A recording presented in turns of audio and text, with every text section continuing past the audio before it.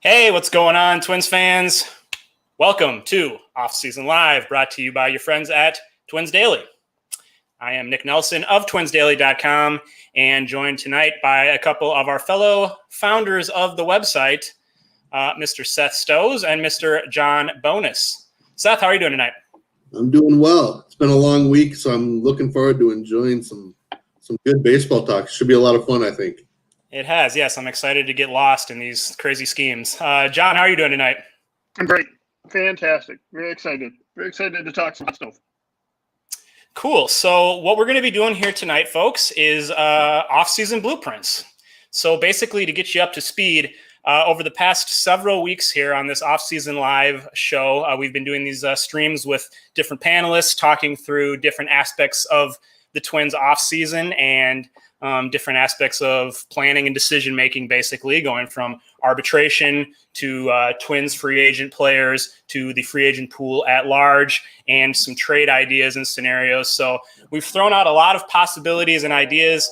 And the idea here tonight with me, John, and Seth is that we're going to kind of pull it all together into some cohesive sort of visions for what an off-season plan might look like. And how the team would look, in 2021 under these circumstances. So if you're tuned in via any type of platform, whether it's Twitter or Facebook or YouTube, we'd love to have you guys kind of join the conversation and let us know your thoughts on these plans. Let us know what you like. Give your own ideas. We very much want this to be an interactive show. So we're going to go through each of our plans, which I think present three different sort of models, high-level models that the Twins could follow this offseason.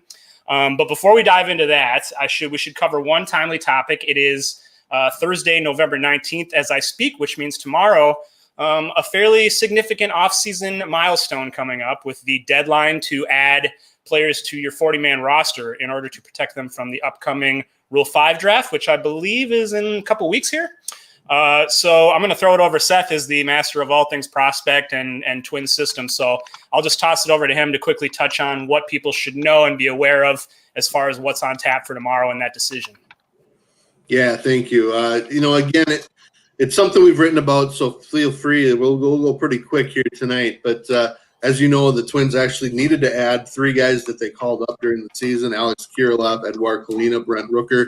Those guys were givens. The real only other given is Jordan Balazovic, who, of course, I think was the 5th or 6th round pick in 2016.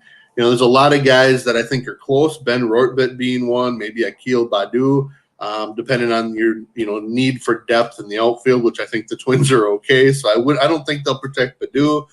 Rortvedt is a catcher. You don't want to lose catchers. You can never have enough catchers. So that's an intriguing name. But the other thing to remember is 2 years ago, they made a trade leading up to this date. And, of course, traded Nick Anderson in a trade that Twins fans have loved ever since then. And I say that sarcastically. So there's a lot of names that are interesting. We saw Sam Clay, who didn't get a chance with the Twins. He ended up getting a major league deal with the Washington Nationals this week. So there could be teams that are interested in the Twins minor leaguers. So it'll be an interesting 24 hours. Yeah, one thing I'm kind of wondering, what we're going to be talking in this episode, and we've been talking throughout this series about the realities of the financials this offseason and the fact that payrolls are likely to drop across the league, and in some cases maybe very significantly. So I kind of wonder if some teams will treat this 2021 season with all of its uncertainty as a year to maybe go the extra mile and take a chance on a Rule 5 guy, knowing that maybe you're going to spend less in free agency in those guaranteed contracts. I don't know, Seth, could you see this maybe being more of a source for teams to find talent this offseason? It could be, but it's interesting because they didn't have a 2020 season to really get additional information on these players. So it becomes really hard to gain knowledge of those guys. And yet at the same time, there probably isn't a prospect that's close to being considered for a 40-man roster spot that all 30 teams aren't pretty well aware of. Maybe not the day-to-day stuff, but they know these guys. So, but at the same time, there's teams every year that aren't really competing for a job. There's 26 players now. It's very possible they might be willing to stash an extra player. Yeah, well, they've got 28-man roster, especially as makes it that much easier. So yeah, I don't know if that's been. So that's the weird thing. I don't know. Has there been any assurance on if it's going to be 28 or 26? We found out one news tidbit today that I think came out that is relevant. Is Nelson Cruz said he's going to wait until there's some sort of clarity about if there's going to be DH in both leagues before he signs. There's no indication that clarity is coming anytime soon. It's very much in limbo. So those are the kind of mysterious circumstances that we face as we go into this offseason. So let's take a look at what might lie ahead of us. We're going to go through each plan. As I mentioned, we love to have you guys come into the conversation. Ron says, thank you guys for all you do, bringing information about our favorite team to us. Thank you, Ron. Thank you for joining and taking part in the conversation. David says he loves the hat, John. It's a good hat. What is it? What is on that hat? Oh, it's the T-Wolves. Okay, yeah, with their new #1 overall draft pick. And Ricky Rubio back. I think he was got a reference to a postseason appearance on it someplace on there, too. Nice. And Seth, one quick question that I'm sure you know the answer to. How many open spots on the 40-man roster right now? I believe they're at 34, 35 right now. They do have Nick Gordon at some point, and Fernando Romero is still on there, but he's on a restricted list.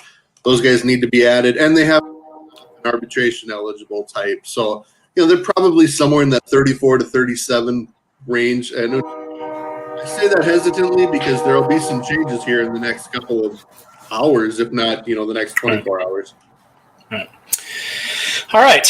Well, with that, let's kind of dive into our 3 visions for the offseason here. And we're going to start with Seth's blueprint, which I have labeled as the staying the course blueprint. I think what you're going to find here are some fairly significant moves, but a plan that I would say out of the 3 is probably the most kind of stick to the 2020 formula and build upon it and maybe, supplement at the edges. And I think this is probably maybe the most realistic plan that we're going to go through. So we'll go through each aspect basically here. In arbitration, there's 7 or 8 arbitration eligible players. We're just kind of assuming that Caleb Thielbar will be back in most of these scenarios. Seth is keeping all but 1 of the arbitration eligible players. He's going to move on from Eddie Rosario, which is, of course, we talked about in the arbitration episode, a tough decision. The player who's led the Twins in RBIs 3 straight years, very much a beloved player, but here in his last year of arbitration, a high price tag. Fair to say, Seth, that if you can, you'd like to maybe trade him and try to get something back as opposed to a non-tender. I don't know how realistic that is. Yeah, I mean, we sense that they probably tried to trade him last offseason too and didn't get a big offer for him, so they just kept him. And as his salary rises, it's hard to imagine getting much of substance. I'd rather get 2 A-ball pitchers that you're just throwing a flyer at than get a non-tender. But that's probably likely. Now, I didn't think this was too difficult a decision choice. I know there's some discussion on Taylor Rogers, but, I look at some of the free agents out there, and you look at relievers especially. It's cyclical. They have bad stretches. He had a bad 45 to 60 game stretch, and, he's just got the stuff, and there's nothing alarming about his stuff that, to me, it's an easy choice at $6-7 million. I'm with you. A little bit lower. I don't know if I just think there's no chance anyone's trading anything for Rosario. And in fact, I don't think anyone is going to sign him at that price, even if they don't have to give anything up. He's going to get maybe half of what he's projected in arbitration is my guess. What do you think, John? Yeah, I mean, I agree with you. There's no chance they get anything for Rosario in a trade right now. Nobody's going to sign up to pay him $10 to $12 million for a year right now. Try and lock that down. So, I think he'll be playing in the major someplace next year. I don't know exactly what the price tag for him will be. I can see something anywhere from $4 to $8 million, I guess, would be my best guess. We'll have to see where he ends up. Sounds about right. Albert says more pitching. We'll have some plans that have some more pitching, I think, as you will see. And Greg says, love this offseason chatter. Bonus is the nicest media guy I've ever met. Keep it up, boys. Yes, look at you. John is such a nice guy. I don't know if I'd call him media. He's definitely pseudo-media. All right. You got a radio show, man. Sure. All right. So among the Twins players eligible for free agency, Seth is going to bring back 2 of them. He's going to bring back A-Ray Adrianza, who will likely be the most inexpensive to retain of this group after a tough year in a utility role, and Jake Odorizzi, who I think is a key player in this offseason. Seth, tell us a little bit about why these are the two players that you felt were worth bringing back from this 2020 free agency crop. This is hard. And, as we talked about before doing this, or while thinking of doing this, we tried to be realistic and I tried to be in that $125 million range, and Cruz is going to get somewhere between 12 and 15. That's a big chunk of that. I struggled with a couple of these guys. I mean, again, I can't imagine if Rich Hill comes to you and says, I'll take the same $2 million deal next year. I mean, take it, good, keep him. But, I think Trevor May is a tough decision. I think Tyler Clippard's a tough decision. And those are guys that will have other options. But Adrianza, I think when you look at my, bigger picture, when we get a couple slides in, it'll make more sense. I'll explain it more. Odorizzi to me is you got a pretty good top four. You got Dobnik, you got some guys coming in the minor leagues, and I just think things went so bad for Odorizzi last year, and none of it had anything to do with his arm. His arm was an all-star arm the year before. He seems to be finding a new level, and I'd just like to see what he can do. And we're going to be guessing on dollar values, and we've seen some starting pitchers sign now, so that may bump Odorizzi higher than we projected.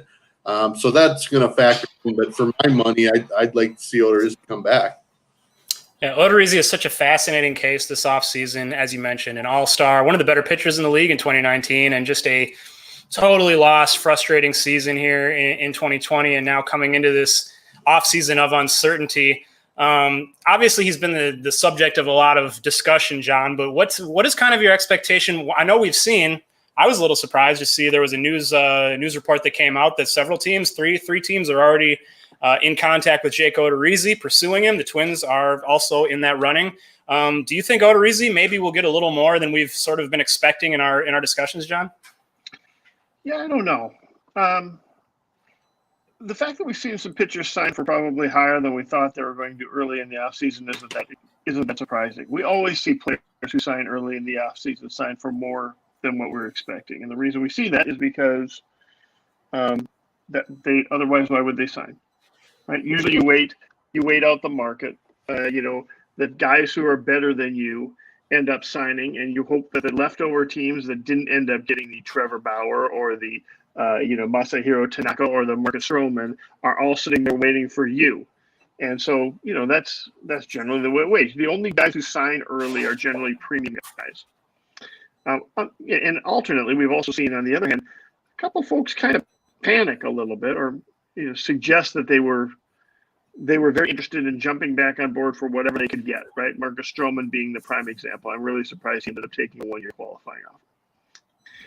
Okay, that said, I think what it really kind of comes down to is what is Jake Odorizzi willing to, whether or not he signs a one-year make-good deal for $12-13 million, or whether or not he instead tries and gets like a 3-year $30 million deal or something like that. I could easily see, for instance, the Rangers. That's the sort of the deal the Rangers love to throw at a pitcher for somebody like him, right?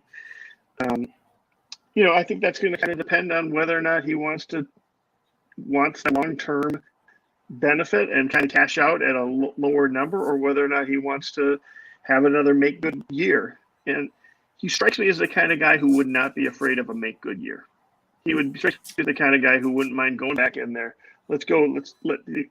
He's angry enough about last year. He's got something to prove. He'll go back out there and at 31 years old have a good year, and now he'll be signing as a 32-year-old, try and get a 3-year deal for $42 million or something like that and call it a day.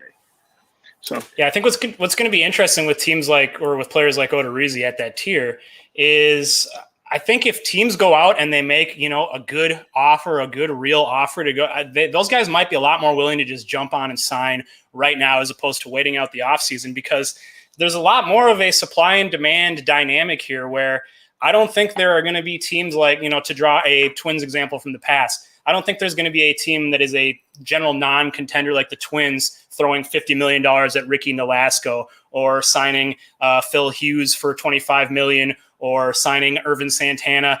I think that sort of the have-nots are not going to be spending money on these kind of players this offseason. So if the Twins fill, if Odorizzi turns them down and they fill that role with someone else, that's a landing spot that's just gone. And I think those landing spots are going to be more limited this year. I mean, Seth, is that something you're seeing?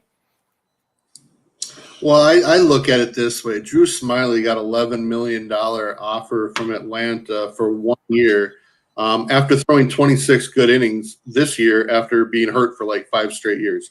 You've got to take that. I mean, you can't even blame him for taking that. Robbie Ray had a terrible season. He got an $8 million offer. He took it right away. And really, other than Bauer, Odorizzi, there's a level of guys that are right in that same level. So for me, yeah, I'm looking for a guy that's right around $10 to $12 million for 2 to 3 years if it's the right guy.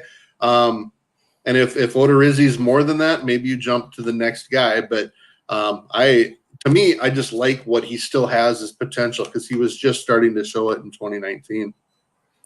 Yeah, it's funny you mentioned that because Ron says in his mind, outside of Bauer, Odorizzi is the best pitcher on the market. And there's an argument to be made for that, especially with guys like Stroman already having signed. Cody says it's really hard to focus with Seth's tree up, Seth with the Christmas tree in the background. That sounds like a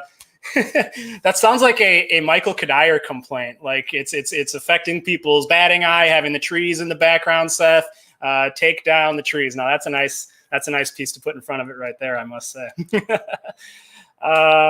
Cool. All right, so let's take a look at the whole picture that you've got here and see what you're doing on the free agent front now. With some players departing from that previous screen, as we saw here, you see we're losing Marwin Gonzalez. We got to fill that utility role. We're losing some relief pitchers, Trevor May, Tyler Clippard on the way out, Sergio Romo, of course, already on that free agent market. So Seth's going to go ahead and fill those roles with Jurickson Profar. Looking at him on a 2-year, $15 million deal. Sounds about right. I love Jurickson Profar. I think he's a great fit. He was my number one choice when we did the free agency episode for infielders. I think he would be quite a good piece to add in that sort of Marwin utility type role. And then Seth's going out and getting Brad Hand, the all-star, top-notch closer that we did not necessarily expect to be hitting the market. Maybe 2 years, $14 million after his 1 year, $10 million option was turned down. And then another reliever in Joakim Soria. Seth, what is it about these players that appeals to you as fits for the Twins? So, actually, honestly, when I went to go make this blueprint, I wasn't necessarily interested in any of these guys. That said, when I watched your free agent show and saw you talk a little bit about Profar, I went and looked at him a little bit, and he had a lot of really good success last year in San Diego. And then the last couple of years, he's got power. And you look at, you're losing Eddie Rosario, according to this blueprint. He spent most of last year playing left field, but he's also spent a year playing mostly third base. And I feel like you have to have someone who can come in if Donaldson's out for 2-3 weeks at a time or misses a month, or even just to give him a day off here and there. I don't necessarily think he can play shortstop, which is why I found it important to bring back Adrianza, because I think he's great on the left side of the infield. Profar has played second base, and there's questions with Arise there in terms of his knee and can he stay healthy. And I just think Profar fits exactly what you're looking for. Secondly, he's a switch hitter. You can throw Tommy LaStella in there. You could throw a couple of other utility type guys that are in there.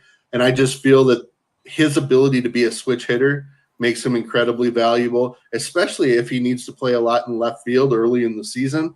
So I think that's important. Secondly, Brad Hand, I thought, when he became a free agent, I thought he'd probably be in that $10 to $12 million, right around where we kind of project Liam Hendricks.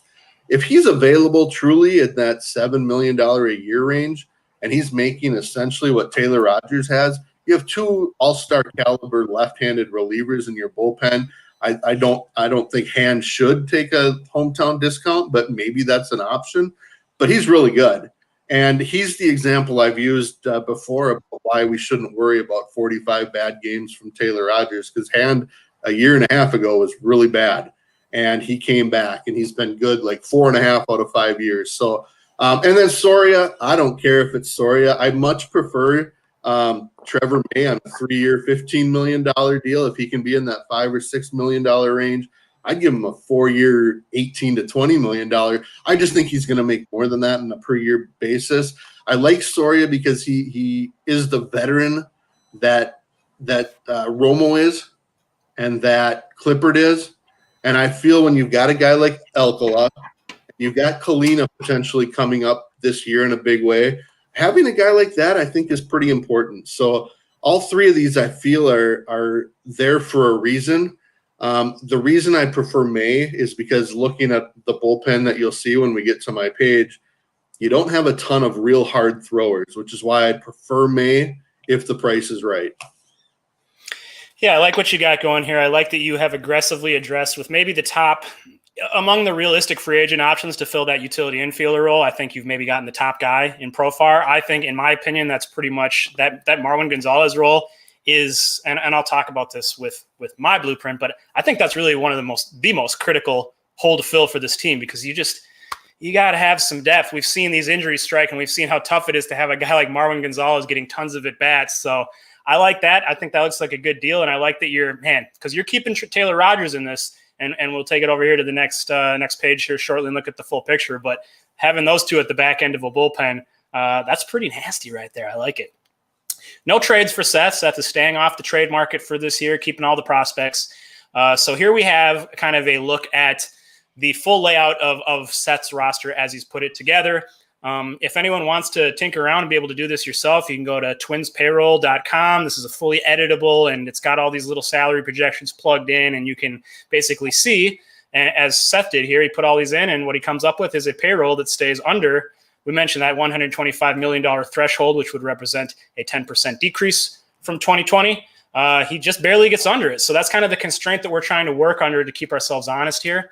And Seth was able to do so. So as we look at the full picture here, Seth, I'll let you kind of walk us through why you like this roster composition and feel like this is a team that's going to take the Twins to the next level in 2021. All right. Well, I got my 2 pages of notes here because I want, of course, some of these questions. Judy Gleeman. So the first thing is I refuse to trade Balazovic or Duran. I just feel like if you've got upper level pitching talent for potentially 6 or 7 seasons, you got to hang on to that as much as possible. I feel like there's layers within this roster. I feel like you've got the veterans, several guys making over $10 million. You've got that current or previous core of, Sano, Buxton, Kepler. Garver's kind of in that range. Barrios is in that range. Duffy, Rogers is in that range. And then you've got, kind of some younger guys, and you've got some new guys. And I feel like it's a pretty balanced roster. I feel like we felt going into 2020 that this was a pretty good team. So I didn't want to just completely change everything. I would add a couple of things. I want to see Garver and Jeffers literally play every other day, at least the first half of the season, or maybe the first 100 games, and see where they're at. I think, 1, it keeps both of them fresh, and 2, if there's an injury, I didn't address a third catcher because they already signed Tomas Talise. They've got Astudillo, who may or may not stay on the roster. And if I would add Rortvedt, you've got another guy who can come up for short term. I think, again, I've got Lamont Wade starting in left field, but, you can throw Profar out there. And I think the goal by about May 15th or even earlier is Alex Kirilloff is out there. I wanted to address that because I feel like Kirilloff, Larnach, Lewis, Duran, Balazovic, I feel like right now they need to get innings.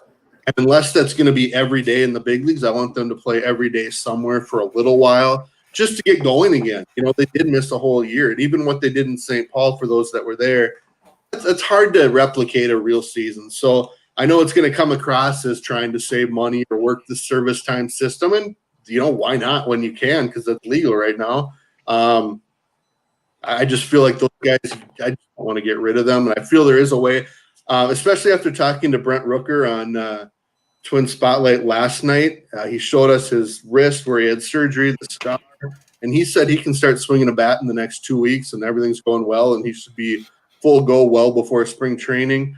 Losing Cruz is tough, but I feel like there's a system where you've got Wade, you've got Cave, you eventually have Larnach and Kirilloff, Rooker's right-handed, Profar, and that's all left field, right field, DH, bench. You've got a lot of good options. As I mentioned before, Adrianza can play short. As for the pitching side, starting with Maeda, Barrios, and Pineda is a good start. Odorizzi was an all-star literally in 2019. And I know it's not popular maybe, but Randy Dobnik, I feel, deserves the opportunity. He was that good the first 6 weeks. Now, and I would also bring in a few minor league veterans in the Julius Chassin, Anibal Sanchez, maybe Rich Hill, or that layer of player to compete. Absolutely. And you've got Balazovic and Duran close, Chalmers close. And then the bullpen, again, I mentioned Rogers and Hand. That's a pretty good starting point for the back of the bullpen with Duffy and Soria. In this case, again, I'd like May. Whistler is kind of the guy. He deserves the chance. Alcala's got potential. Stashek's got potential. I kept Thielbar because I think Rogers and Hand, when they're on, can be used against lefties or righties. So, again, I feel like it's a versatile roster. I feel like it's got layers. And that's one thing Derek Falvey talked about when he took over, is having layers of players. So, yeah, I don't know. I hope people like this, even though it's probably not very exciting from an off-season standpoint. Yeah, so if you're watching on any type of streaming platform, feel free to share your thoughts in the comments. We see them pop up. We can pull them up on the screen. Cody wonders, would signing Hand be a potential way to move Rogers to setup? That would be, I'd be curious to see how that would play out, because I don't think the Twins are a team that is really fixated on having anyone designated in that closer role. But Rogers and Hand are pretty similar pitchers functionally. So I do wonder how they would sort of stack those guys up if they were in the same bullpen. Yeah, I mean, it's kind of it's what you do with right-handers all the time is, you just go with the best guy on that day. And the way Baldelli uses his bullpen, it's nice to have, I think, probably, 4 guys on that roster that have some sort of closing experience. I'll take my chances. And Rogers, I mean, he's excelled in the 6th to the 8th inning. He has excelled in the 9th. Hand has done the same. Now Duffy has done the same. I feel pretty good about, you make it work. It's just good pitchers at the end of the day. John, as you look at this roster here, what's your read on it? How would you feel going into next season if this was the plan that the Twins followed? Well, on the one hand, I like the depth, right? On the other hand, where did we get better? Well, not offensively. We lost Cruz and Rosario, replacing him with Wade and Rooker. Maybe in our depth, because we got Profar over Gonzalez, right? We've got essentially the same rotation, and where we really got better here is the bullpen, right? It's Brad Hand replacing Sergio Romo. It's Soria replacing, I don't know exactly, Trevor May, I guess, right? Although maybe you bring back Trevor May, and ultimately, I mean, that's the one area where personally I don't know that I necessarily feel like I need to get better. The bullpen was already good. It was certainly a pillar and a foundation for the team last year. But it's also the area that this particular coaching staff and or front office seems to be able to handle without spending a lot of money. So personally, that's not where I would have gone to spend my money. So.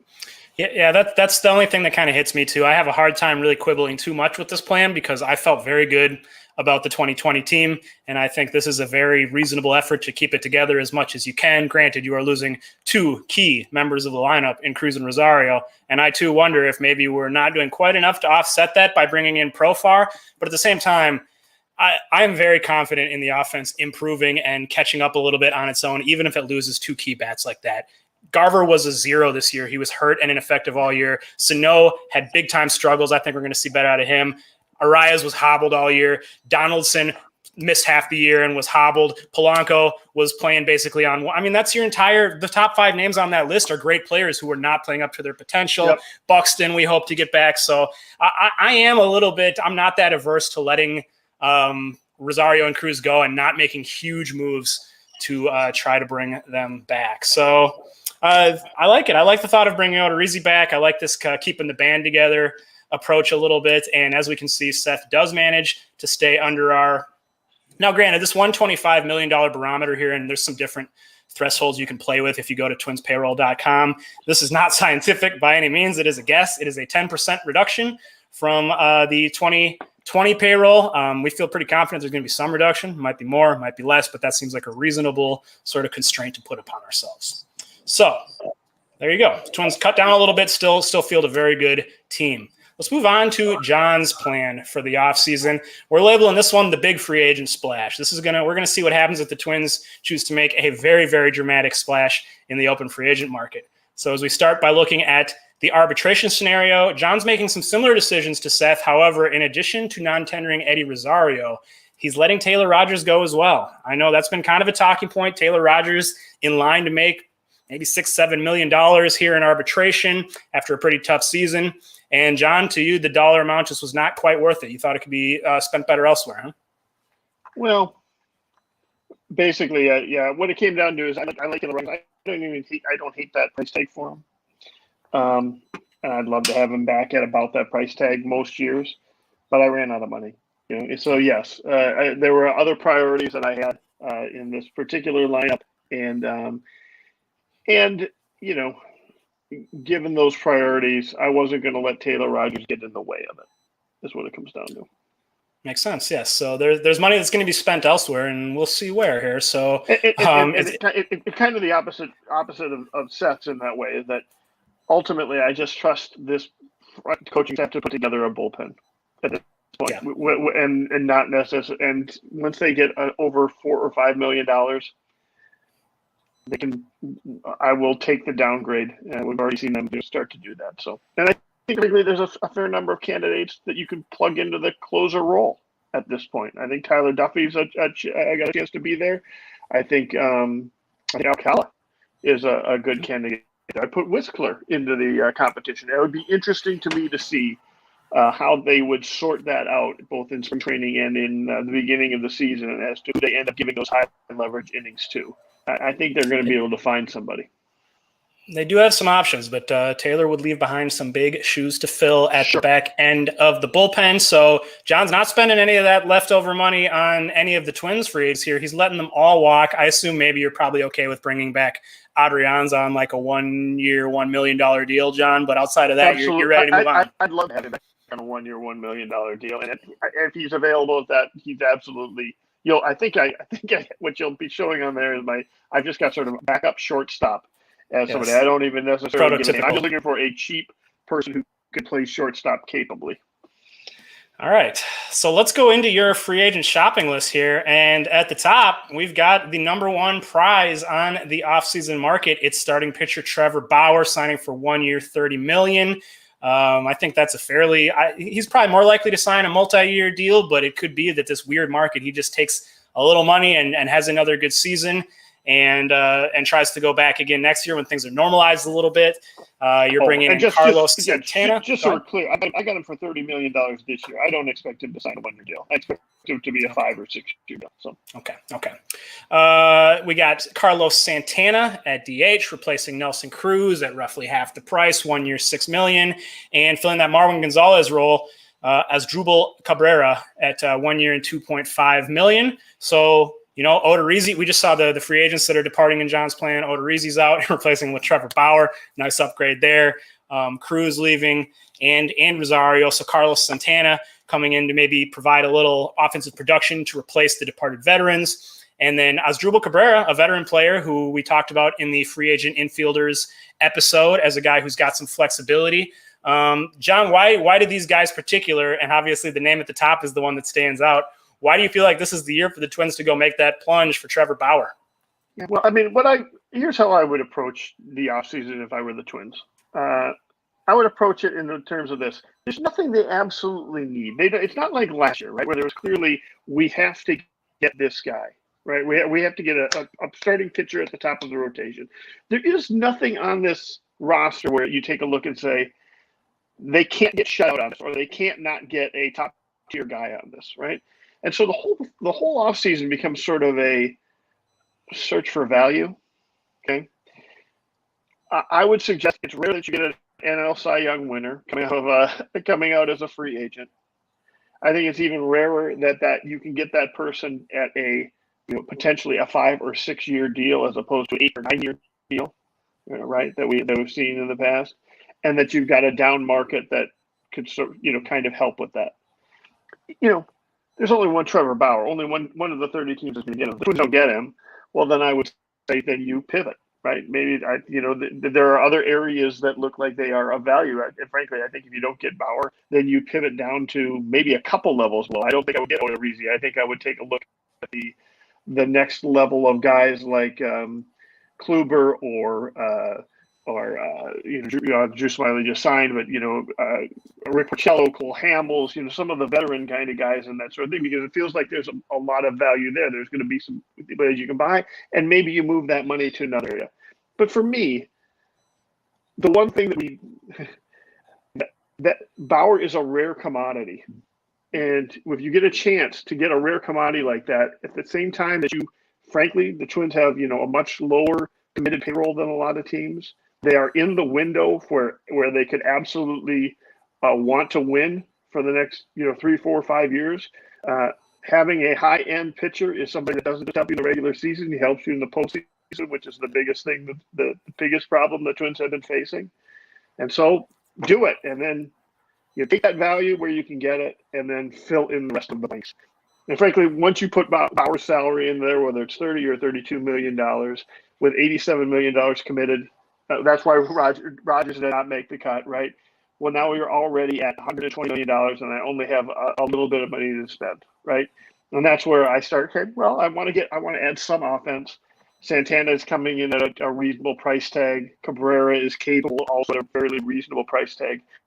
I'm just kind of looking for value buys at that spot, and relying a little bit on the deeper farm system to support things like the bench spots, the bullpen, etc. Okay. So nothing in particular standing out necessarily about Santana and Cabrera. They just kind of fit price-wise into a plan where Bauer is obviously consuming the vast majority of your available funds. Well, the one thing that does stick out about Santana is he's a switch hitter, right? I wanted a right-handed very patient bat. one. I wanted a right-handed bat, and unfortunately, the good right-handed bats are at the top of this list. They're all expensive. Okay? Ozuna, Turner, Cruz. Those are the best right-handed bats out there. And after that, you get a pretty significant fall off. Most of the free agent hitters that are out there are left-handed. So unless you're going to go down to like Matt Kemp and Yasiel Puig, right? You kind of got to kind of try and grab, or maybe Cespedes. If you're excited about Cespedes, I was looking for somebody that's sort of in between those two because I don't want to completely abandon the offense, and Santana's the name out there. So. Okay, I like it. So John also not making any trades. He's just going all in on that Trevor Bauer train. So as we look at the full picture of his roster right here, just got some placeholders basically to fill out some of those lower spots. You see backup SS at sort of the minimum there, a couple TBD spots in the bullpen at the minimum. But what a rotation. Trevor Bauer, the reigning NL Cy Young winner, joining the reigning runner-up Cy Young finisher in Kenta Maeda atop the rotation. You've got Barrios coming back. You've got Pineda and Dobnak at the bottom there. John's got Kirilloff starting in left field to open the year. I think maybe it's a little more realistic that someone like Lamont Wade opens for the first 6 weeks. Seth hinted at this. Some service time shenanigans could take place, and they wouldn't even necessarily be shenanigans. It's not like Kirilloff is some must-have on the opening day roster type of player here. So, I mean, what we see is a extreme concentration of funds into one player. And with the final payroll, John actually, even with that, goes a little bit over at 127. So he's $2 million over the threshold we've set. I still don't think that's unrealistic. That's still, 10, 11, 12 million below where the Twins were last year. So John, walk us through this roster a little bit and why you feel like this is a group that's set to succeed with Bauer joining the fray. Yeah, well, I mean, it starts with the rotation, right? Not only is that a rotation that gives you a really good chance of winning every day, right? All 162 games, you should be the favored pitching matchup in the vast majority of those games. And now you're taking a little bit of pressure off the offense, which frankly needed a little bit of pressure taken off of them last year, right?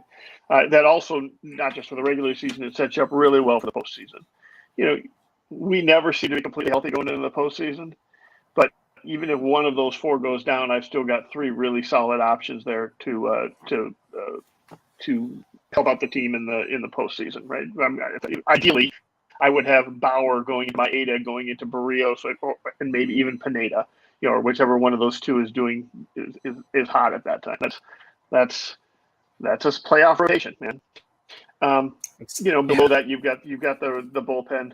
The bullpen it's going to be a work, right? I think like I said, I'm going to have Duffy, Whistler, and Alcala probably competing for the closer spot, and then I'm going to trust Wes Johnson and so on. Like the Twins have already gone and picked up a couple of waiver pickups to add to the 40-man roster that they think has some promise. I'm hoping that they can do the same sort of work with them that they did with Whistler this year, and see, and frankly, if the rosters are extended again, and you have 8, 9, 10 guys in the bullpen again, you can get away with a lot of that that way. The offense is not as good, but I'm probably removing some risk with Cruz leaving for Carlos Santana. Cruz was much better than Carlos Santana was. Don't get me wrong, right? But Carlos Santana is 5 years younger than Cruz, 6 years younger than Cruz, and while I would love to have Cruz on there, I don't know that I could put $16 million into there, and ultimately, I'm going to have to rely on Kirilloff, which it feels like the organization has a lot of faith in, and maybe some of the bats behind him. Rooker is not anywhere on this roster right now, and he's absolutely going to be somebody that I would have in there someplace and helping out. We're hoping that Larnack is ready to go, and again, I'm going to leverage that depth where I can leverage it, and so I'm going to if the offense struggles, I'm hoping that we can get some reinforcements there, and that frankly it's also easier to pick up, I think, some bats at the trade deadline than it is to pick up pitching. And then you've got the depth. I trust Jeffers. I like the Garver Jeffers platoon. Not really a platoon because they're both the same side of the plate, but I like them sharing duties. I'd like to, and I will give more time to whichever one is doing a better job as it goes on. I've always liked Asdrubal Cabrera, and he just seems like a good, capable person. Gives the team a little bit of depth because he does bring a bat. And then as backup shortstop, you mentioned Adrianza or somebody. I just need somebody who can play backup shortstop because although Polanco has been really, really durable the last few years, or at least played a lot of games the last few years, you certainly need that a little bit of depth there.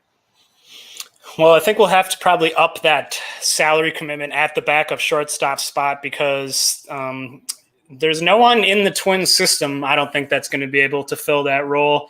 I see Cody says, do you wing it with Gordon as that shortstop? I don't think you can do that because I don't even know if Gordon is a shortstop, and he also was absent all this year basically due to some virus-related fallout.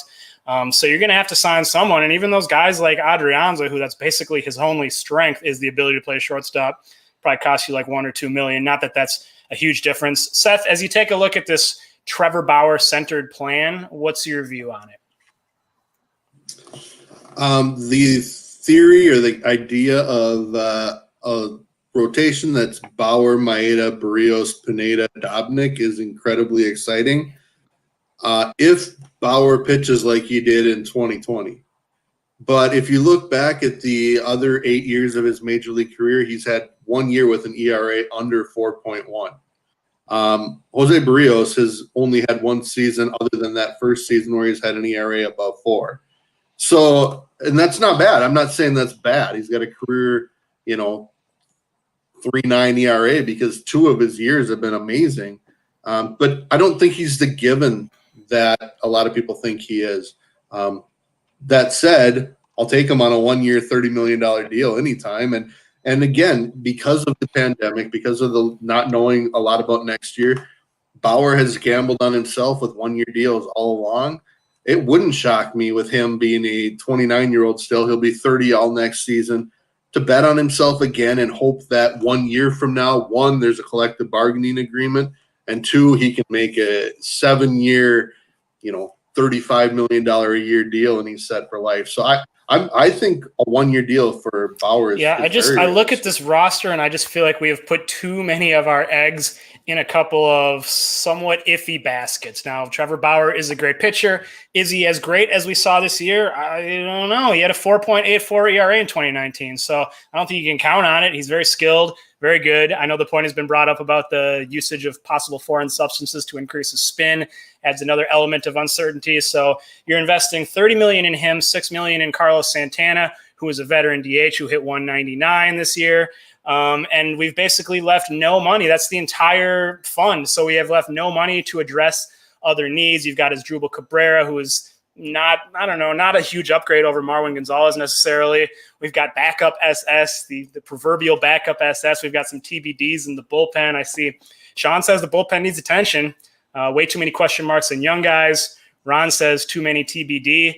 And I kind of agree. I just think we're maybe sacrificing strengths a little bit too much in this scenario, and that sort of spells out the issue with making a huge free agent investment.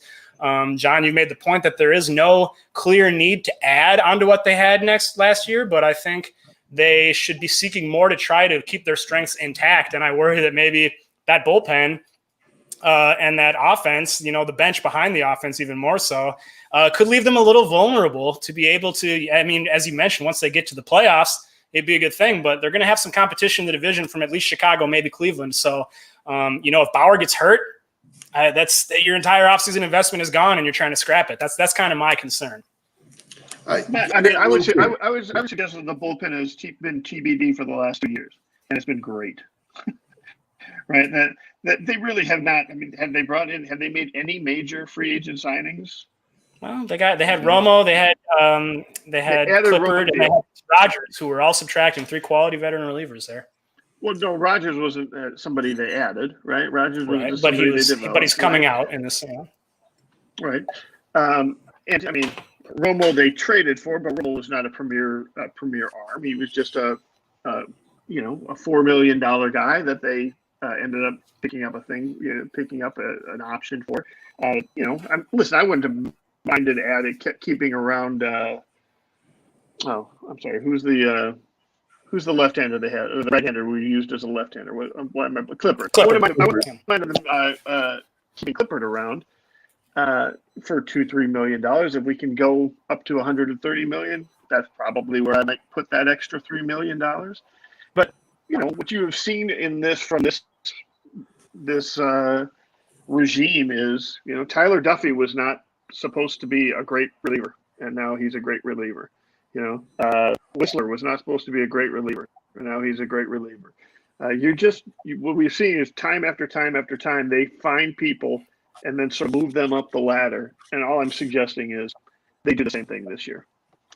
That is true. And I think one point to add to maybe that the validity of that thinking is that I think that at the end of this offseason, come February and even March, there's going to be a lot of relievers still sitting out there. It's a deep market, and I think it's going to suffer the most, basically, because relievers are always teams are iffy about investing huge dollars into these volatile pitchers who throw 50, 60 innings a year.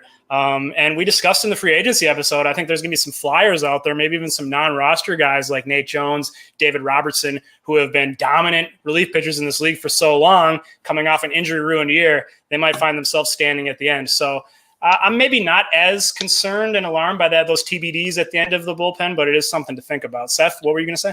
No, I was just going to add, it'll be interesting to me to see how bullpen usage is in 2021 if there's a 162-game season as related to this year. Now, in the playoffs, we saw starters only going 5 innings. With this bullpen, I don't know how necessarily comfortable you'd feel with these starters going only 5-6 innings, 5 innings during the regular season. But those 4 are guys that you like to think you can pretty much rely on for 6 or even 7 a lot. So maybe hopefully next year the bullpen doesn't need to be relied on as much. And we talk about Whistler, and he was a claim last year about this time, maybe early December. You mentioned it earlier. They claimed Ian Jabot and Brandon Waddell as guys that they must see something in these 26-year-olds. I mean, who knows? They could be guys that they DFA before spring training starts, or they could be this year's Matt Whistler. So, I think they've done a good job with the bullpen. I like having those guys that you just kind of know are going to be good until they're not, and then it hurts. Very true, very true. And I love Santana, but I just think they have so many other hitting options that are going to be ready either right away or very soon that I'd rather spend the money elsewhere, which I think is kind of what John's saying. I mean, we're going to go after this pitcher. We're going to take a little less here. Well, I'd rather spend that little less on $600,000 for Brent Rooker to DH and spend $5 million on two relievers. And like Nick said, at the end of the offseason, you could get two pretty good relievers for a combined $5 million. I feel like the organization can. I'm sorry. Go ahead, Nick. I was just going to say, I think, if you're going to move on from Cruz and that full-time DH, I think you should go all in. I agree with you, Seth. I think you should start using that DH role as a rotational sort of fixture to rest up your other guys, maybe sign another player who can play some outfield. Carlos Santana is just a little too limited and a little too much of that, DH only profile for me to be too interested in. If I'm moving on from Cruz, I want a little more functionality out of that position, especially because one of the main reasons you guys have both passed on bringing Cruz back, which maybe will surprise some people. I mean, he's been the heart and soul of this team. The Twins have $21 million again invested in Josh Donaldson next year and the year after and the year after. I think it will behoove them to be able to give him some DH reps on a fairly regular basis to at least reduce the wear on his legs and the risk of that calf getting re-injured. So you don't have any opportunity to do that if you've got Cruz, who's going to be an everyday DH. Go ahead, John. Yeah, I mean, there were versions of this where I tried to fit some more offense into it. Ultimately, like you said, the acquisition of a big pitcher it makes that difficult. But ultimately, what I did is I took a look at the whole organization and said, of the things that we've kind of got, what can we fill in? Based on what we've got in the organization. Well, they've always been able to find bullpen arms. They can certainly find bench arms or bench bodies, right? They've got some hitting prospects that are ready to go. Now, they've also got a couple of pitching prospects that are pretty close, but that ain't an ace pitcher. That's just somebody that you're hoping will eventually develop into an ace pitcher 2 or 3 years from now. And frankly, by this time next year, there'll be a spot in the rotation where Pineda used to be. Maybe that's where, and frankly, just getting through the season with the 5 starting pitchers is a dream. Right, we're gonna have some room for a Balazovic or a Duran. So I would say ultimately, the one thing this organization doesn't have is sort of outside of Maeda, is sort of an ace pitcher.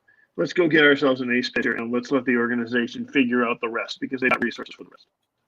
Okay, I like it. It's a fun thought. So as we saw, John comes in just slightly over, but right about in range with that little budget we set at $125 million. The final blueprint will be mine, and mine is more of a shaking things up. John's could be viewed as a shakeup, but that was more just a huge addition, singular addition. I'm going to shake things up a little bit more thoroughly here. So with the arbitration scenario, I, like Seth, am bringing back all of the arbitration eligible players with the exception of Eddie Rosario. That makes 3 for 3. Non-tendering Rosario. I'm sure there's some fans that don't like to hear that, but it is just the harshness of reality that the Twins are probably, at least at that price tag, going to move on from Rosario this offseason. In terms of Twins free agents, I'm bringing back A-Ray Adrianza in that utility role, cheaply fills that secondary utility spot. And I'm bringing back Tyler Clipper. John, you mentioned he was just a very nice functional piece in this bullpen, extremely effective in everything the Twins asked him to do. He pitched in every inning. He opened, he closed, he got right-handers out, he got left-handers out. I think he's a good guy to have around, a veteran. I think he'll be pretty cheap. So he's the one free agent reliever from the Twins that I'm going to bring back. Unfortunately, that means moving on from Trevor May. Seth, I agree with you. I'd love to bring Trevor May back. I think he might just price himself out of the Twins' range. I think he's going to be one of the most appealing relievers on this free agent market because you see that velocity. He's still not too old. He doesn't have a lot of wear on his arm, huge strikeout numbers, and has, by the way, pitched really well in the playoffs for the Twins, which not a lot of their relievers can say.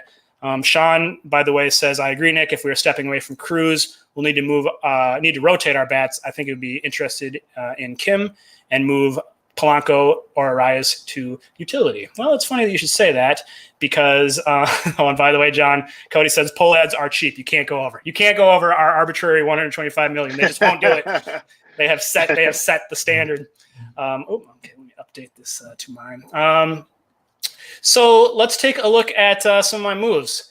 Now, I'm going to go ahead and sign Andrelton Simmons, shortstop, formerly of the Los Angeles Angels. The number I've got them here is 1 year, $12 million, which was the estimate at MLB Trade Rumors. Seems reasonable enough to me.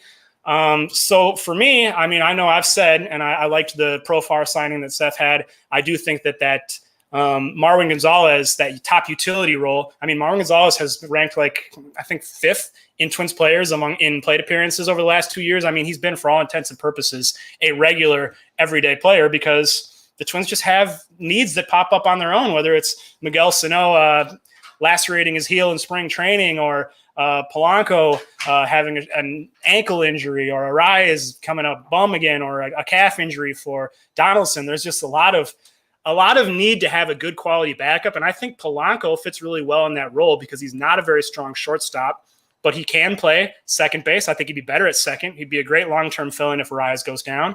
He can play some third. I'm sure he's played it a little bit, especially in the minors. He's a switch hitter, and I mean, he's a fixture on this team. And I'm not saying I want to move Jorge Polanco to the bench and turn him into a backup because he had one, fairly uninspiring season after being an all-star in 2019. But I think he's, like I said, I mean, he's going to get plenty of at-bats in that role and be very useful.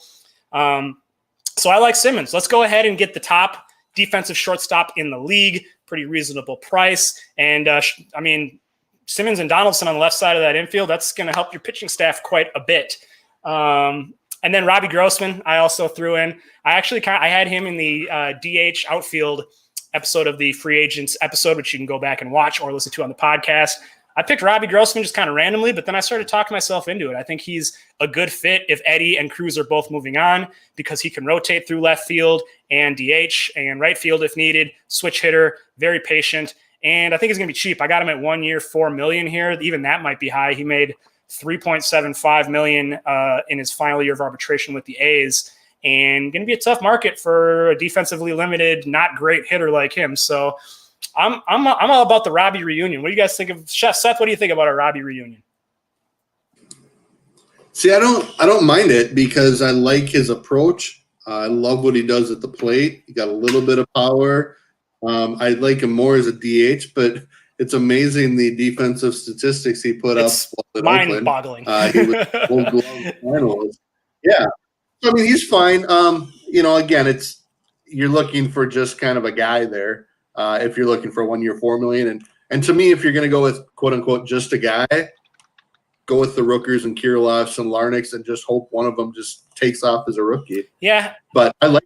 I mean, this is a very small commitment and leaves the ability to move on if he's struggling, or maybe trade him if someone else, if one of those guys below him really emerges. But I'm trying to avoid, I guess, fully committing to any of these prospects. I want to try to build some depth. I see Swendini says Grossman's arm is a thumbs down.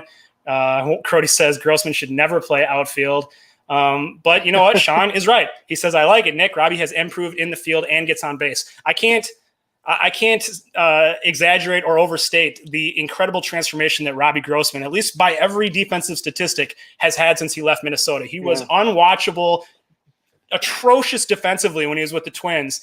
And he literally was like a Gold Glove contender with the A's. He's figured something out where he is now a defensive asset in the outfield. And that's one thing that interests me about him, as opposed to like a Carlos Santana in that DH role. I think he's a lot more useful, and you can rotate him with some of those left-handed bats in the outfield. John, any thoughts on Andrelton Simmons or Robbie Grossman as additions for the Twins? Well, I'm not ready for a world in which Robbie Grossman is a defensive asset. I can't. I can't. I get. Listen, to be fair, I haven't seen it. So, and you don't put up great defensive stats and then not put up great defensive stats. You don't fall off a cliff like that. It's not like hitting, right? It's not like you had one lucky year of being really good defensively.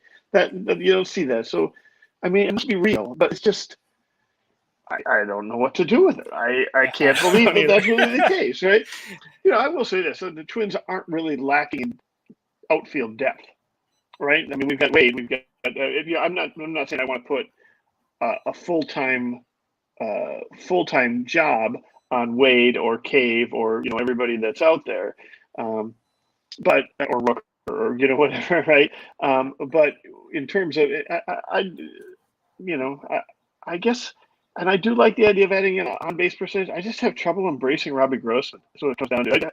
If you bring me random guy who happens to be pretty good defensively and can get on base a lot, and last year suddenly hit 140 points higher in slugging percentage, that's there's some appeal with him. But when you attach the name Robbie Grossman and a switch hitter, but when you attach the name Robbie Grossman to it, I'm like, yeah, I don't know. I just don't know. The Andrelton Simmons thing, I like that idea. I mean, it's one of the things that we've talked about. We've talked about it multiple offseasons. We talked about it last offseason, maybe doing it. And I like to see plans where we, tighten up the infield defense considerably. And then, and I like Polanco in sort of that utility role. I think he can play some third base. I think he can play some second base. I think he can play some outfield. So I am excited about him being in that role. So I do like the idea of bringing in a great fielding shortstop to be able to move him around a little bit, see how that works. I do hear you on Grossman, where it's just like the name itself kind of turns you away a little bit. Like you like the strengths and the attributes, but we've been there, right. And it does. I will admit, it seems a little zany to go from having Robbie Grossman as our very uninspiring DH to signing Nelson Cruz and seeing that incredible dramatic improvement, and then going back to the previous situation. I get it, but I should say this. I just pulled up his stats here at Baseball Reference. He's been with Oakland for 2 years. His stats are basically exactly the same in terms of batting average and getting on base for those 2 years. And then this year he just happened to hit 140 points higher in slugging. Right? So, and that's the difference between a 682 OPS and an 826 OPS, right? So I don't, is a DH that's got a 682 OPS an asset? No, God, no, right? Is that who he's more likely to be? Maybe a little bit better than that. So I don't know, but I mean, you don't know about a lot of these guys. I don't know that Carlos Santana hit 199 last year, and I got him starting for him. So to your point, Swendini says Lamont Wade is a better Robbie Grossman, and that's very astute. I mean, they have similar profiles. My thing is, we just haven't seen it from Lamont Wade. He hasn't been a productive full-time major league player, and Grossman has for a long time. So I would just like to get some sort of stability at the top of the depth chart with both Cruz and Rosario departing. That's a lot of established production you're losing. So unlike, like John, I like the idea of bringing in an ace to put at the top of that rotation. But unlike John and Seth, I am going to make a trade. I am not eschewing the trade market. I'm going to go ahead and pull off a trade with the Tampa Bay Rays. I'm going to acquire Blake Snell and his 3 years of remaining control in exchange for Alex Kirilloff, who is perhaps the number one prospect of the Twins. You get him for 6 years, and he is pretty much ready to go on opening day, although I have no doubt that the Tampa Bay Rays would wait 6 weeks for him.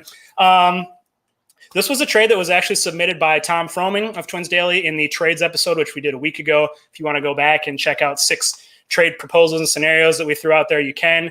To me, it strikes me as being fairly plausible, the kind of deal that the Rays and Twins would make. In fact, it is similar in some ways to the Gratterall-Maeda trade, where you are dealing a bona fide high-end prospect, a no-joke top prospect in baseball, for a very good pitcher, a top-tier pitcher who still has several years of control. Blake Snell is going to be a little more expensive than Maeda, which is why I think that'll be another factor that might cause the Rays to move on. He's owed, I believe, like 11, 13, and 16 over these next 3 years. But Blake Snell, phenomenal pitcher. You look at the top swing and miss starters in baseball. The list goes DeGrom, Scherzer, Blake Snell. He is nasty. I would love to get him in Wes Johnson's hands. I would love to have him and Kenta Maeda at the top of the rotation. And as much as I hate to lose Alex Kirilloff, and I do think he's going to be a star hitter in this league, I feel like the opportunity, the circumstances right now are just very conducive to a deal happening because, first of all, there is no prospects were able to raise their stock really at all this year. Kirilloff, at least to some extent, did because he came in to an elimination playoff game and looked extremely good. He looked ready to go. He did not look overwhelmed at all. I think that's a mark in his favor. I think the Rays are a very savvy team who will see him and say, wow, this guy is going to be a star hitter in the league. I don't know that they'll get many better offers. I mean, Snell would be a hot commodity, but Kirilloff is a nice little package. And as much as it hurts to lose Kirilloff, you have Cave and Wade right now. You have Trevor Larnach, who is semi-redundant in the system with him as a left-handed corner outfielder. You've got Rooker. You've got some other guys coming up. So as much as I don't like giving up Kirilloff, I think it makes sense to get a guy like Snell. Seth, does this trade seem feasible to you, or what do you think? So, people are going to mock me or whatever, but I just get queasy every time I hear prospects getting traded. I hate it. But when the Twins actually pulled off the Brusdar Gratterall trade, who, by the way, I loved, still do, and got Maeda, when it happened, I didn't feel bad.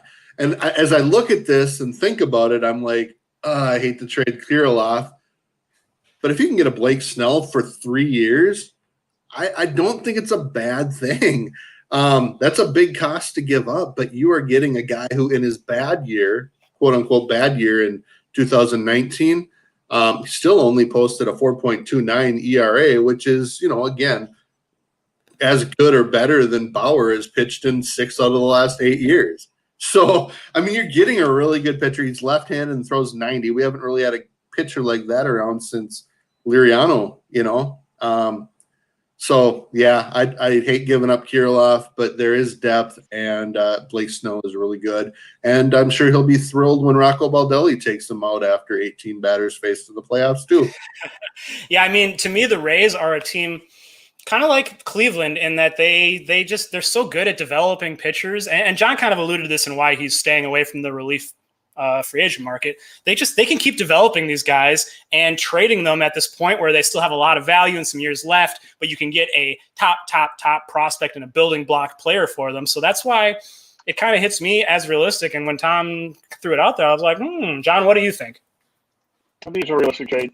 I mean, you don't get Blake Snell without separating from somebody that you really, really hate to give up. Right, that's the way that's going to work. And you're to get somebody like him, you have to give up somebody really good. So ultimately, I think it's not an unrealistic trade.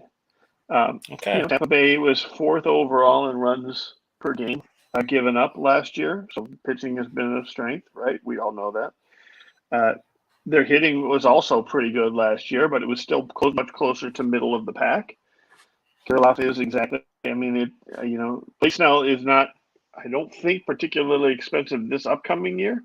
I was just about to look it up, but he's going to be expensive the year after that. Now, he's the kind of expensive that they're still going to pay, right? They're not stupid.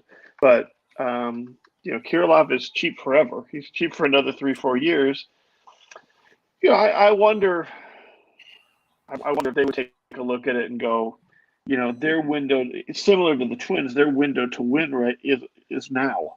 Do they give up their young ace left-hander, or ace capable left-hander, right now in the middle of a winning window? That might be a tricky thing for them to do. But it's not in terms of overall value, I don't think it's an unrealistic trade. That's just a question of whether or not they would actually pull the trigger or not. No, the Rays have done this before. Yeah. They've traded Chris Archer when he was about 27, 28, and they got 3 guys that are top guys. So, but they weren't in the World Series the year before they traded Archer. Do you know what I mean? They weren't at the same point in the organization. They also are losing Charlie Morton, and they have a good system. I think it would. I mean, as Twins fans, we think Kirilloff would be plenty. If you're a Rays front office personnel, you're not trading Snell unless you're getting at least one other top 10 prospect and probably another top 15 prospect. So, you may be looking at, say, a Blaine Enlow, Matt Cantorino level of prospect, and I don't know that if you're a Twins fan that sways you from doing it. Yeah, that might be true. I mean, I will say that the Rays' problem was not pitching this year or in the postseason. They need bats, and I think, I see NWA Wiffle Ball says, I agree with you. Yes. 3 times, 4 times. He's really in. Ron, not so much. He says this is a really bad trade. Swendini says, I love that trade, but the Rays should throw in Brusso for a lefty killer off the bench. I don't know if we're getting any extras packed in on that deal. Sean says, Klarnick plus, but I agree it is plausible. Silk says, if the Rays agree to this, that is the reason why you shouldn't do it. And maybe that's true. Although, I mean, the Jake Odorizzi trade with the Rays worked out just okay, and they got themselves an all-star out of that for almost nothing. So Ron says trade Lewis for Snell. I'm looking at Blake Snell's contract right now. I did not recognize he's under a contract, right? Yeah. $10.5 million next year, $12.5 million in 2022, $16 million in 23. Pretty reasonable. That's reasonable for the Twins. It's the sort of thing that the Rays might look at and go, yeah, we wouldn't mind totally not paying that. So I mean, Nick, I mentioned Archer. You mentioned Odorizzi. Odorizzi was like 27 or 28 with 2 years left on his contract when they made that trade. Right. And, they make these deals just like Cleveland, like we said. I mean, it was weird. It seemed weird when they traded Kluber and Clevenger, but yet they seem to know what they're doing. Right. So let's take a look at here's my sort of final layout here. As you can see, I've got Rooker starting in left field. You could throw Wade in there to get started. We've got Larnach around and available. Grossman can rotate through there. Right now he's in the DH spot. I like the idea of kind of using those spots rotationally. There's a lot of different players who could fill them. Polanco then in that utility spot and solving it for a pretty reasonable cost, about $4 million. You got Simmons with his $12 million at shortstop. Snell and Dobnak rounding out the rotation. Like I mentioned, I kept Rogers. I brought back Clippard. And then we've got Thielbar, Smeltzer, and Stashak rounding out the bullpen. Although, as I mentioned, I think that there will be some opportunities to add some talent at the end of free agency with some players left sitting out there. So I think the Twins will be just fine building the bullpen. But I do think it's important to bring back a couple veterans in Rogers and Clippard because you don't want to totally lose that stability and rely on young guys or wild card sort of flyers. So I just snuck in under the $125 million budget here at 124.88. I think this is a pretty good looking team. I think you've made some real defensive improvements. You've bolstered. What I want to do, as I mentioned, I trust this offense to bounce back mostly on its own.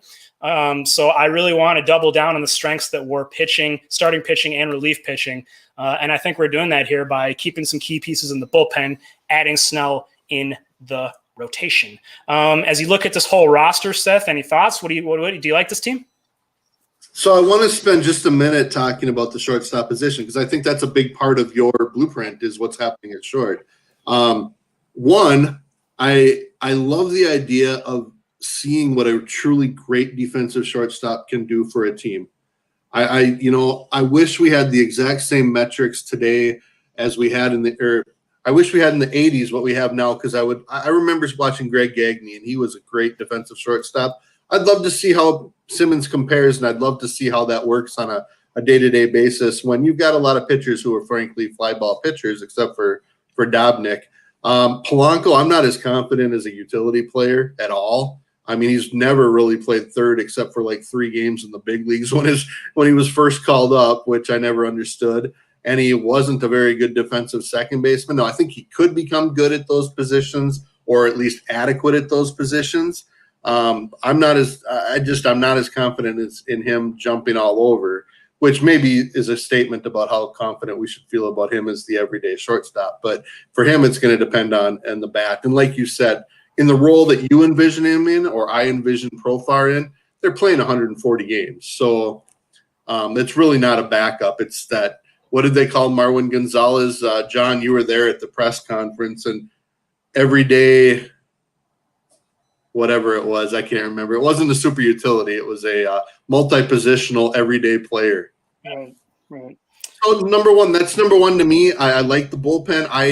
I didn't bring back Clippard because I got Hand and figured Clippard's strength was the lefty and already had 3 lefties. I like your bench.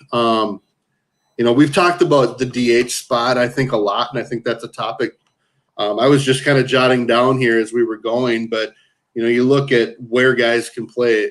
Sano should DH a bunch. Donaldson should DH a bunch. Arias could probably DH with Garver and Jeffers, maybe one of them DHs, Rook or Larnick, all these guys can play multiple positions, allowing that versatility, which I think your lineup has a lot of guys too that can play all over. And I do think that's important. I think the bullpen looks good too. So yeah, again, the more I think about it, the more I love the idea of Blake Snell in this rotation. Yeah, that would be fun. Swandini says, if I'm a Twins fan, I'm asking, is this lineup actually better on paper than it was last year? I'll admit, from the outset, probably not. NWA says, it's going to be really hard to keep it as intact on paper when you've got Rosario and Cruz with huge paydays due and questionable whether to keep them around. NWA says, I don't feel confident with Grossman as your DH. Swandini says same. Now, I mentioned this earlier, like Grossman, I don't see him as an everyday DH by any means, maybe 50% of the time. I'm rotating Rooker through that spot. I'm rotating Donaldson heavily through that spot to save his legs. I'm rotating Garver through that spot and maybe carrying a third catcher. I just think the Twins have a lot of good bats that they can serve two purposes by keeping them in the lineup and also giving their legs a break. So I'm not concerned about getting production from the DH spot, although I do understand the concern. Michael says, keep Kirilloff. Then I'd be interested in signing Taijuan Walker. Also, Michael Wacha is still relatively young and has had flashes of being pretty solid. I'd like to see one of them over Dobnak. I like the idea of bringing in Wacha. That's a nice little upside play. Valid points. My main thing here was trying to build in that depth and like Seth said, that versatility, because I just don't want to go through another year where you're stuck playing a Marwin Gonzalez every day or Adrianza 4 times a week. So if Donaldson goes down or if he's playing DH, you can easily put Polanco and have a high quality player in the starting lineup. If Simmons gets hurt, you've got Polanco to step in. You've got tons of outfield depth, even with Rosario leaving. I do expect that Sano and Garver and Arias will bounce back and be healthier. And you've got some good depth in the rotation and bullpen. John, what are your kind of final takeaways on this one? I mean, to be honest with you, the overall structure of it is very similar to mine, right? You've got a rotation that you've upgraded by adding almost an ace-level pitcher, right? To give you, I mean, that's it. Your rotation is the same in that, 4 out of 5 days you absolutely have the advantage almost in any matchup that you have, or most of the time you will have an advantage. The difference is that you have less veterans and sort of you have more flexibility and maybe a little more depth in your lineup. Maybe not the upside of having a Carlos Santana or I think Santana, Cabrera, and Kirilloff I like a little better than Rooker, Grossman, and Simmons, right? But not appreciably different, and then you use the extra money to reinforce the bullpen that I'm counting on Wes Johnson to save by bringing a Rogers and a Clifford into there as well as actually getting underneath the cap, whereas I went a couple $1 million over, right? So I think the philosophy behind it is very similar. It's you got there a different way, and yours probably provides more flexibility, and frankly, it seems like the sort of thing that the Twins might be. One of the things I felt I almost needed to sacrifice was sort of the 10th man, right? Which, what we've seen is a priority for this organization. They like having a good 10th man. Now, how much that became a priority just because Marwin Gonzalez happened to fall into their laps in spring training that one year versus how much is that really an organizational value? I'm not sure, right? But if it is an organizational value, then getting that utility player becomes a priority, or getting somebody that can getting somebody that can slide Polanco into that utility role is a priority. For sure. So if you've been watching this entire time, first of all, thank you very much for sticking with us. We appreciate you hanging out with us on this Thursday night. If you've seen all 3 of the blueprints, feel free to say the name, comment the name on whatever platform you're using of the person whom's blueprint you liked best, whether it is Nick or Seth or John. And I'll do a little unofficial tally and we'll try to figure out who we like the best. But as we wrap up here, there's a couple things that I wanted to just talk about quickly that sort of surfaced in this discussion. First of all, none of us are keeping Eddie Rosario, which I don't think is very surprising, and I don't expect the Twins to tender Rosario a contract, much as that might hurt in the heart for a lot of the Eddie lovers out there. I was a little more surprised that none of us chose to bring back Nelson Cruz, which I think that's the fact that Cruz is in this position where he, as I mentioned at the beginning of the show, he's going to try to wait out this market a little bit and see when there's some clarity about a DH in the National League, which obviously would drastically grow the size of his market. I don't know if the Twins are going to want to wait around and not make plans when they know that Cruz he would be such a huge part of whatever they do, because, we got about $30 million in spending money that we've been trying to dole out here.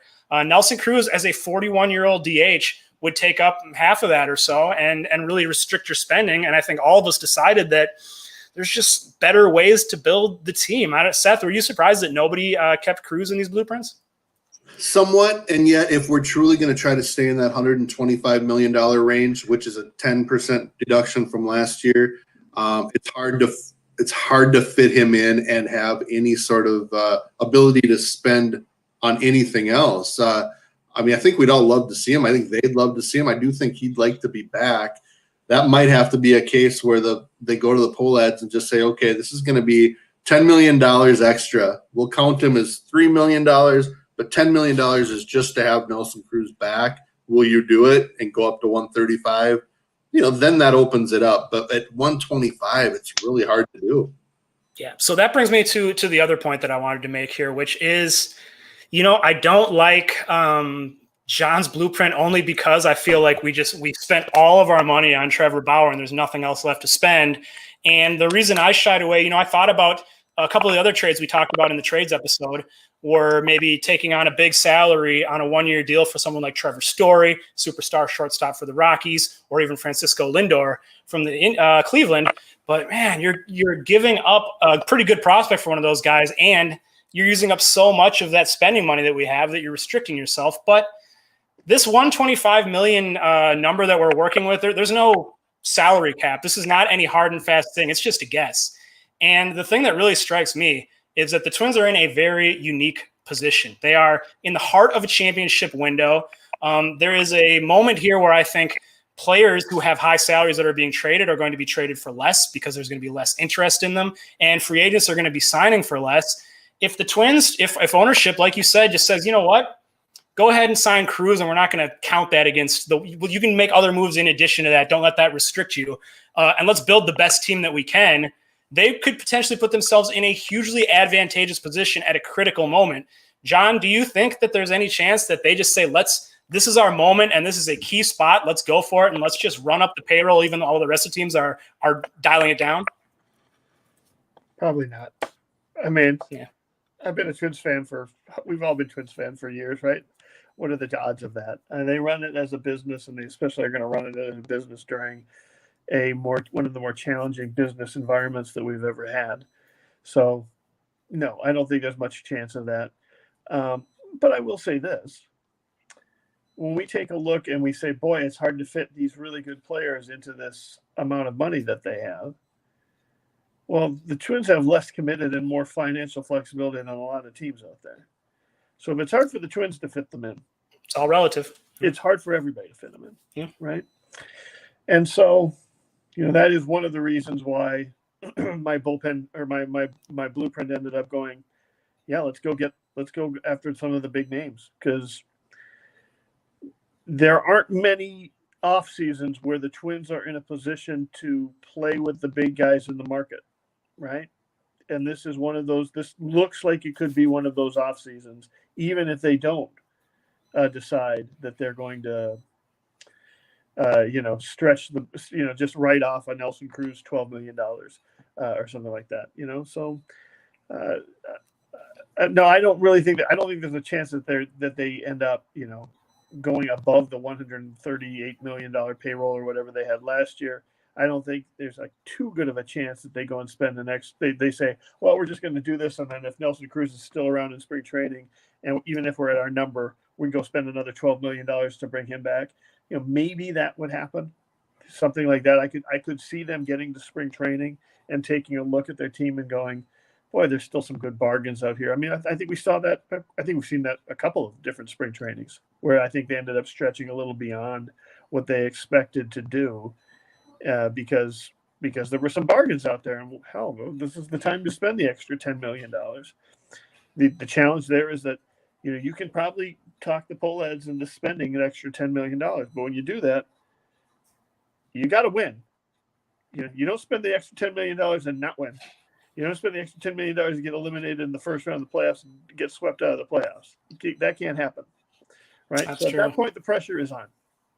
And I think, to your point, there's a certain benefit of these kind of big splash moves that is removed. I think of the Timberwolves, looking at your hat, I think of the Timberwolves drafting last night. People talked about LaMelo Ball as this player who is kind of an exciting idea. But one these NBA front offices were basically saying that I was hearing was, well, a big reason you take him is because he's excited and he puts fans in the stands. And that's not a factor really right now in our thinking. And I think with the Twins too, they don't know that they're going to bring in a guy like Trevor Bauer and he's going to sell any tickets. So there's a diminishing return involved with that too. So there's a lot of things to think about here. I see NWA says Nick was the best. Ron says I like Seth's the best. Josiah says John. Thank you, Josiah. He says John was the best. He said it twice, so I guess you got multiple votes, and that means you're surpassing us here. Damn right. That's right, Josiah. Yeah. Swendini says any chance we go after a guy like Kirby Yates. So we actually talked about him. This is a good chance to make the point here as we wrap up. Really appreciate you guys all hanging with us. That we've been doing these off-season live shows here. I believe this is our 9th or 10th episode. You can go to the Twins Daily YouTube account or the podcast, and you'll be able to catch all the past episodes. It's going to be a long off-season, and we're going to have some cold, stuck inside days ahead. So if you want to get yourself totally prepared for what's to come here, I recommend going through all those episodes. You can download them, listen to them while you're working out or hanging. There's a lot of content. We talked about Kirby Yates in the free agent relievers episode. So definitely recommend that, and coming to twinsdaily.com for the content every day. We'll keep writing and talking about the Twins, even as this offseason sort of sluggishly proceeds. And, winter meetings are now not far away. So I don't know, as we sort of depart here, John, do you think that Seth says Seth was the best. What an unbiased voter. John, do you think that there's any possibility that the Twins come out here within these next couple of weeks or before the upcoming holidays and start making some big moves, or are you expecting them to lay back in the grass and let things develop as they may? I'm expecting them to lay back. I'm actually expecting all of Major League Baseball to lay back a little bit, but even maybe more so for the Twins. I think if you're going to see a move by the Twins, it's going to be It's going to be a big move, right? It's going to be they're signing Nelson Cruz, or they're signing Trevor Bauer, or a top flight pitcher. I can't imagine. It feels to me like this team is in a position where they can kind of let the market come to them a little bit, and so best to maybe wait it out and see what happens, and then fill in those blanks. Maybe even in January or February, or maybe even late February when if spring training begins in the middle of February, we don't know, right? That they end up seeing what's left on the market and then try and grab as much value as they can for the dollar later on. That's my gut feel on it. Now it could be that they've identified a couple of names that they really like and they want to go for. That's potential up to something that could happen too, but it just doesn't feel like that's necessarily the case. Yeah, we'll be watching it closely. So of course, stay tuned to twinsdaily.com and our social accounts. We'll be on top of the news. Seth, any final thoughts? Anything? Are you expecting anything really significant to happen in these next few weeks or the next month here? I'm not expecting it, but as John kind of mentioned there at the end, there have been cases where the Twins front office, going back to Terry Ryan, but even with Derek Falvey, Thad Levine, they targeted Jason Castro and had him signed by Thanksgiving. So if they have a few guys, I'm guessing they have certain numbers where they feel very comfortable with certain guys that they really like. And if they can get those in November, great. If it's December, great. If they play it out, they're going to sign guys in February and March. So, I'm really curious how the 40-man roster shakes out tomorrow. I think there's questions on a couple of guys, and if they even stay on the 40-man roster, which does factor into these. You were asked about Nick Gordon, and if he's got a chance. Well, by tomorrow at this time, he could be off the 40-man roster with free agents. So there's a lot of phases. I'm really excited for whatever the winter meetings are going to be and how that progresses and how we gain information through that, because nobody's in one place like they normally are. So I'm very curious how the next month plays out. Me too. So Ron asks, is this the last show? No, it is the last show that we had originally scheduled, but I can assure you we'll be doing some more of these as the offseason progresses. Nothing specific on the schedule right now, but I'm guessing we'll probably do some shows around those upcoming winter meetings, as Seth mentioned. And if you guys, whatever you want to see, let us know. Feel free to reach out on social or come over to Twins Daily and leave a comment and let us know what you like, what you want to see more of. But we have a lot of fun with these, a lot of fun chatting with you guys, interacting with you, and getting to see each other. I mean, we can't even hang out here anymore, so it's good to see you, John and Seth. And yeah, thank you for everyone here who joined us tonight. We really appreciate you. Make sure to check out twinsdaily.com. Check out the YouTube. Check out the podcast. You can catch up on all the previous episodes. And thank you, everybody. Have a great rest of your Thursday night.